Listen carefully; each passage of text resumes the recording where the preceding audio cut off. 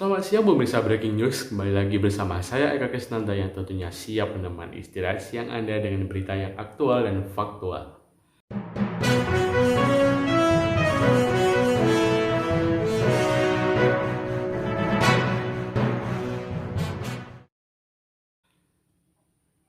Tak terasa kurang lebih kita sudah hidup berdampingan dengan COVID-19 selama 19 bulan.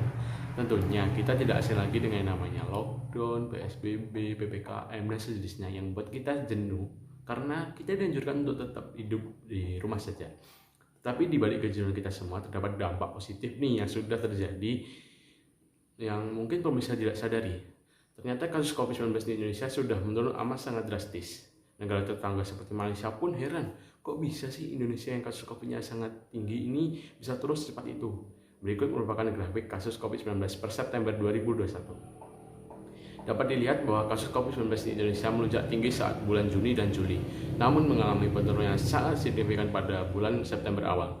Dapat dilihat kasus rata-rata per minggu yang tadinya 48.821 kasus menjadi 2.464 kasus per minggu. Tentunya hal ini tak lepas dari kesadaran masyarakat tentang patuh prokes, peraturan pemerintah, dan kemauan untuk vaksin. Untuk vaksinasi sendiri, sudah 85 juta penduduk yang sudah divaksin dosis 1, dan sebanyak 42 juta penduduk yang sudah divaksin dosis lengkap. Berikut grafiknya.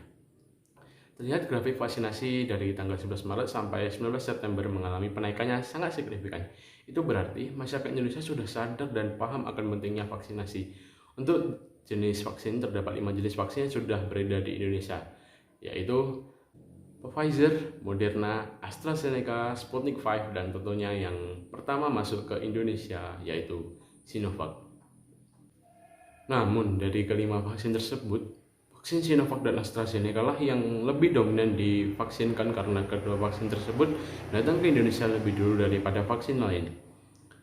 Namun dari banyak vaksin yang sudah masuk di Indonesia, pasti masyarakat awam bingung dan tidak tahu apa perbedaan dari vaksin-vaksin tersebut.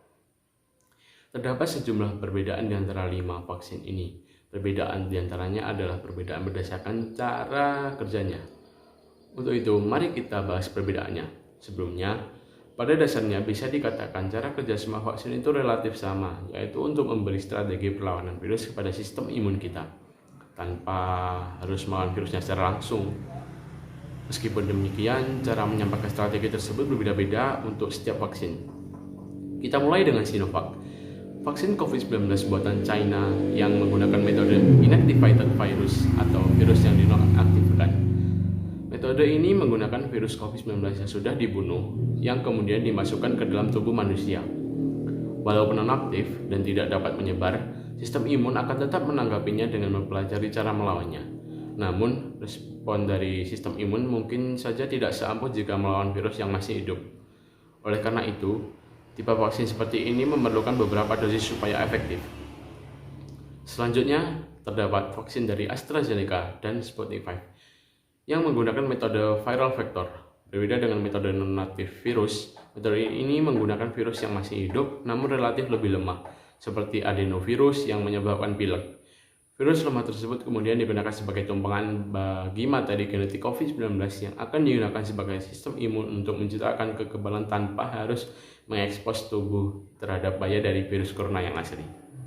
Dan selanjutnya metode yang paling banyak dibicarakan dan yang termutakhir di antara vaksin-vaksin yang ada, yaitu vaksin mRNA yang digunakan oleh Pfizer dan Moderna. Cara kerja vaksin ini lumayan keren, jadi dengarkan baik-baik. Di dalam COVID-19 terdapat suatu protein yang sangat penting. Protein ini digunakan oleh COVID untuk memasuki sel tubuh manusia dan membuatnya lebih mudah menular. Anggap saja ini seperti senjata yang membuat COVID terlalu overpower.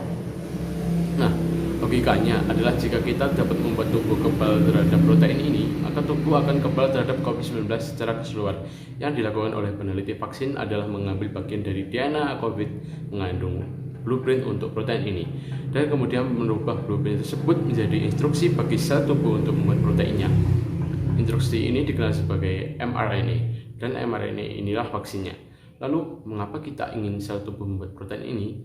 Bukannya itu berbahaya? Ya, tidak sama sekali.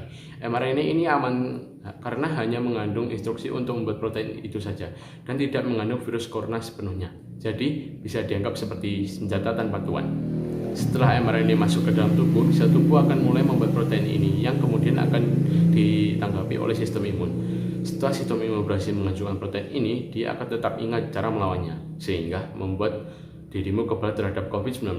Pada akhirnya, berita ini bukan bertujuan untuk membujuk Anda memilih salah satu vaksin, karena bagi kebanyakan orang, vaksin mana yang kita dapatkan sudah di luar dari kendali kita. Yang perlu Anda ketahui adalah vaksin yang kini disiapkan untuk penggunaan massal telah melalui tahapan pengujian intensif untuk menjaga keamanan dan keefektifannya.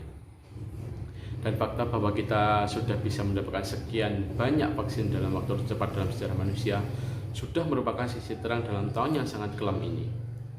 Tentunya semua ini dapat terjadi berkat beribu-ribu tenaga medis, saintis, serta peneliti yang bekerja non-stop sejak pandemi dimulai, dan kini sisanya di tangan Anda sekalian. Untuk mengetahui informasi seputar vaksinasi COVID-19 dan melaporkan efek samping pasca vaksinasi, hubungi kontak hotline vaksinasi Kementerian Kesehatan di nomor 119 extension 9. Ayo, sukseskan vaksinasi dari disiplin protokol kesehatan. Tetap memakai masker, menjaga jarak, mencuci tangan, menjauhi kerumunan, mengurangi mobilitas, dan mengikuti protokol kesehatan lainnya. Lindungi diri, lindungi negeri.